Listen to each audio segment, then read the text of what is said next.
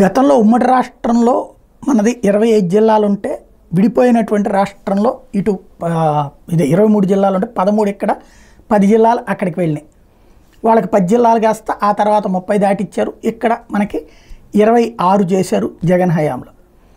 ఇప్పుడు గతంలో ఉమ్మడిగా జిల్లాలుగా ఉన్నటువంటి సందర్భంలో 13 జిల్లాలకి 13 ఎయిర్పోర్టులు పెట్టాలన్నది చంద్రబాబు గారి ఆలోచన.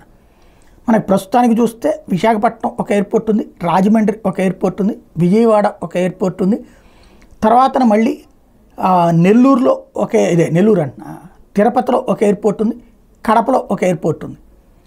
ఇది ప్రస్తుతం ఉన్నటువంటి వీటిట్లలో ఇప్పుడు అదనంగా ఎయిర్పోర్ట్లు అడుగుతున్నటువంటి వాళ్ళలో కర్నూలు ఎయిర్పోర్ట్ త్వరలో త్వరలో చేస్తామంటున్నారు. కర్నూలు ఎయిర్పోర్ట్ ఒకటి ఇప్పుడు లోకల్ వాళ్ళు గట్టిగా ప్రెషర్ చేస్తున్నారు.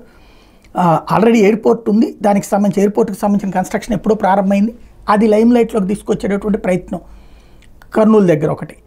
అది ఇప్పుడు మన మంత్రే అక్కడ ఉన్నారు కాబట్టి, ఏదైతే civil supplies minister civil aviation minister Rammohan Naidu ఉన్నారు కాబట్టి దాని మీద సీరియస్గా దృష్టి సారించారు. అక్కడ ఒక ఎయిర్పోర్ట్ అన్నటువంటిది కర్నూలుది త్వరలో ఆపరేషన్స్లోకి వచ్చేటువంటిది ఉంది.